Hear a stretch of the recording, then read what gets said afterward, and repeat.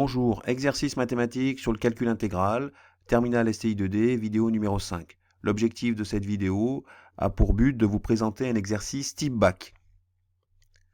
Une entreprise fabriquant des planches de surf conçoit un nouveau modèle d'aileron. Cet aileron est composé de deux parties, la partie supérieure ou boîtier permettant de fixer l'aileron à la planche, la partie inférieure destinée à être immergée dans l'eau.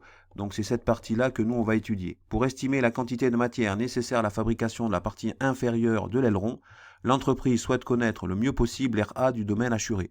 Pour modéliser le profil latéral de la partie inférieure, on se place dans un repère orthonormé à une échelle de 1 carreau pour 10 cm.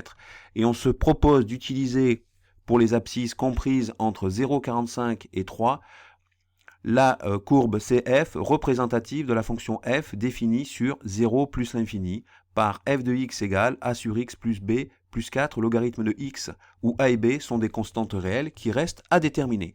Donc cet ensemble de définitions 0 plus l'infini, en fait, il est lié à l'ensemble des définitions de la fonction logarithme de x. Alors, premièrement, évaluez l'aire grand A en nombre entier de carreaux en expliquant votre démarche. Donc l'aire de la partie assurée, en fait, elle est comprise entre l'aire du triangle SAB, donc le triangle SAB, il est ici. Donc le triangle SAB a une aire plus petite que celle de l'aileron.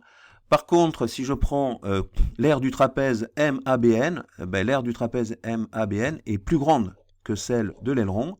Donc en fait, l'aire de notre aileron est compris entre ces deux aires-là, SAB et MABN. Donc, grâce avec la précision permise par la figure, les coordonnées des différents points sont les suivantes. Donc, on a A qui a pour coordonnées 0,4527, B qui a pour coordonnées 3,27, M 0,45,1, S 1 et 1, et N a pour coordonnées 1,45,1. Donc, pour le calcul, on va se rappeler des formules du collège sur le calcul de l'aire d'un triangle. Alors, par exemple, l'aire d'un triangle, je vous rappelle, c'est la base, c'est-à-dire AB. Grâce aux coordonnées, on peut calculer AB, donc qui vaut, on a trouvé 2,55, multiplié par la hauteur, ici ça va être AM, on a calculé là aussi grâce aux coordonnées, et donc ici on a trouvé 1,7 pour AM, le tout divisé par 2. Donc ce qui me donne comme valeur arrondie, si j'arrondis en nombre entier, j'obtiens ici 2.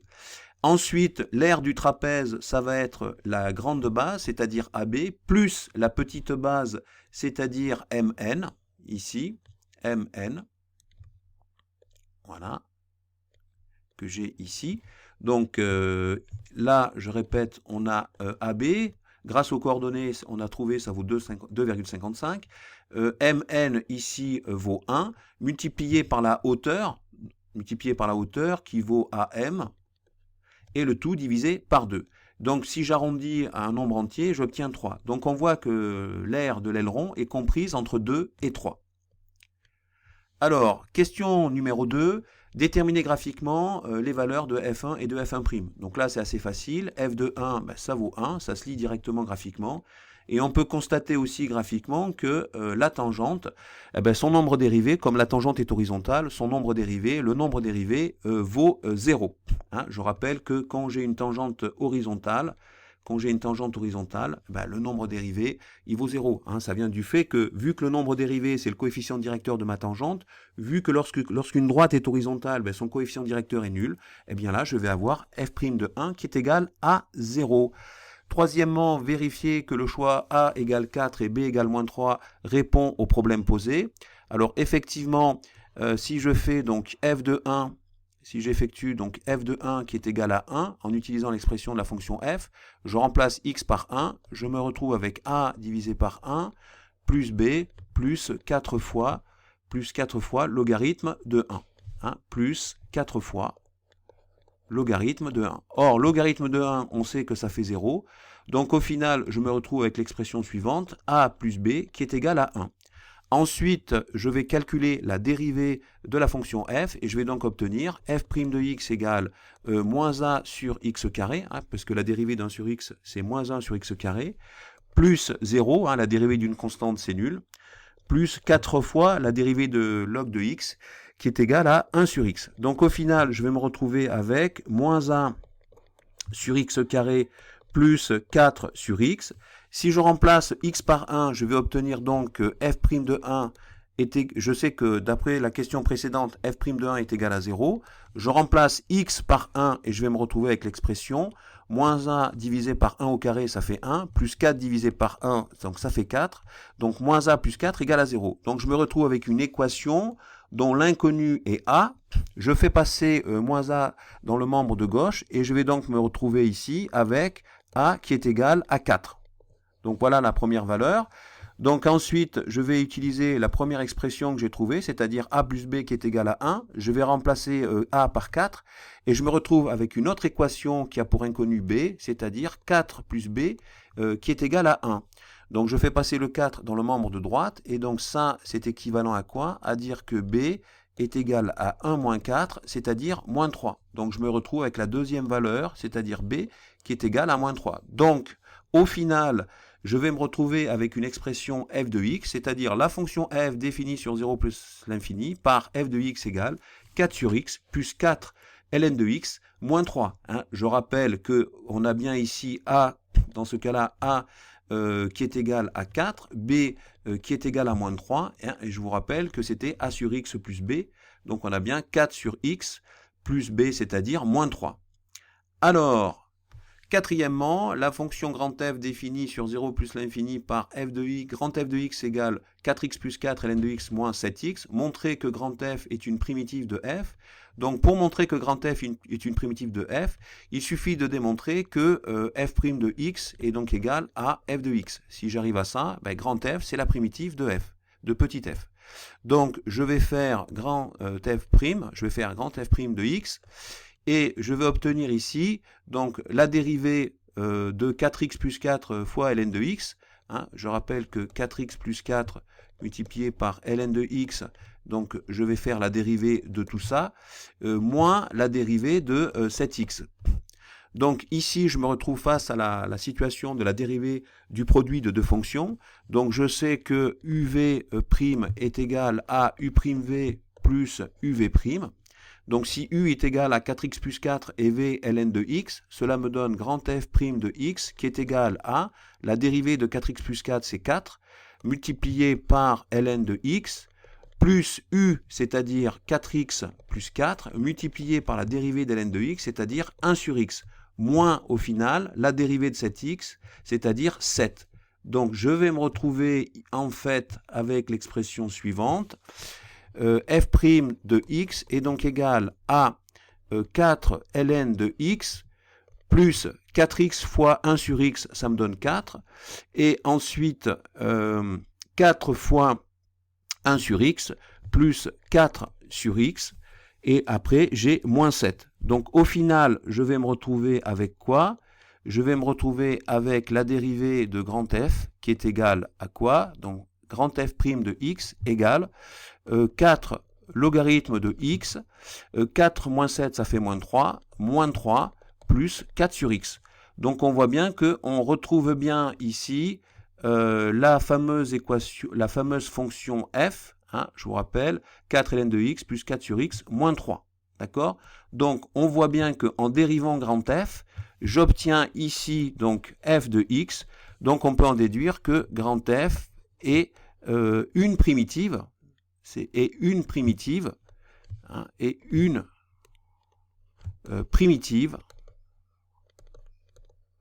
de petit f.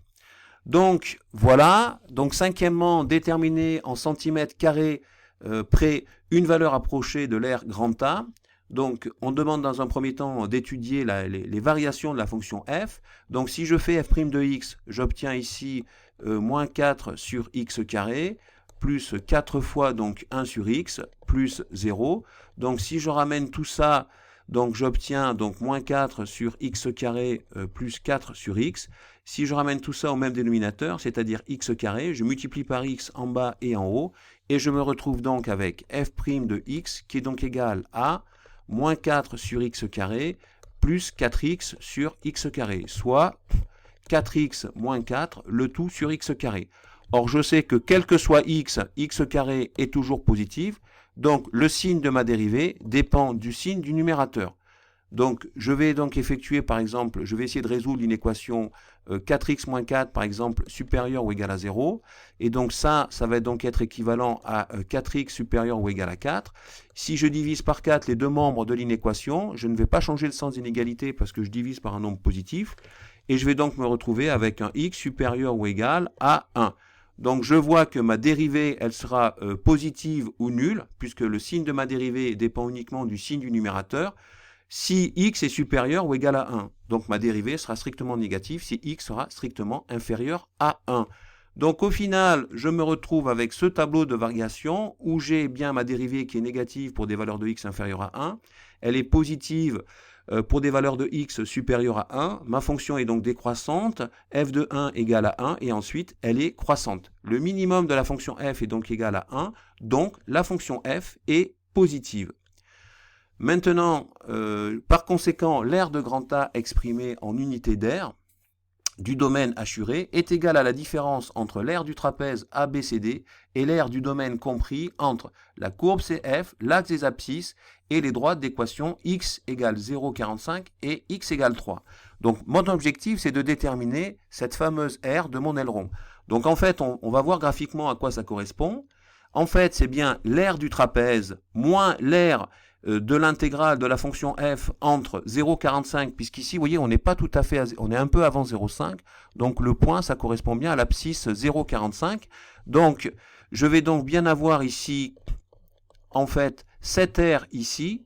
À quoi elle est égale, cette aire-là? Elle est égale à l'aire du trapèze ABCD. Alors c'est bien un trapèze, hein, parce qu'on a l'impression que c'est plutôt un rectangle, mais si on fait le calcul avec les coordonnées, on a bien AD qui vaut 2,69 et BC qui vaut 2,73. Donc on a bien ici une petite base et là une grande base. Donc l'aire de mon aileron, c'est l'aire du trapèze moins l'aire de l'intégrale, enfin la valeur de l'intégrale de la fonction f de 0,45 à 3. Donc ça se traduit mathématiquement par grand A égale, donc l'aire du trapèze c'est AD, c'est-à-dire la petite base, plus la grande base, c'est-à-dire BC, multiplié par la hauteur, donc la hauteur c'est CD, le tout divisé par 2, moins l'intégrale de 0 à 45 de f de x et x, c'est-à-dire cette aire grisée là. Donc cette différence va me donner, je rappelle, elle va me donner quoi? Elle va me donner l'aire de mon aileron. Hein, c'est ce que je cherche depuis le début de mon problème. Et donc, je vais me retrouver, si je passe au calcul, avec f de 0,45 plus f de 3 multiplié par 3 moins 0,45 divisé par 2, moins un grand f de 3 moins un grand f de 0,45. Grand f, on l'avait calculé dans la question précédente. Et donc, au final, je me retrouve avec cette valeur numérique qui correspond à la valeur de grand A.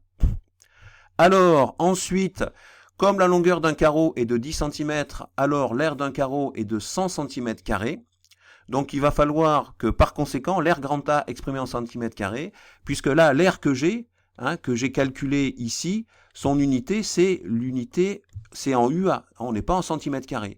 Or, on sait que 1 UA, en fait, c'est égal à 100 cm². Donc, je vais me retrouver avec une valeur arrondie pour grand A, à 255 fois 0,47, j'ai multiplié par 100. Donc, arrondi au centimètre carré près, la valeur approchée de l'aire grand A est de 255 cm². Et bien voilà, c'est la fin de cette vidéo. J'espère que ça vous a plu et je vous dis à bientôt sur le site Skol Mathématiques.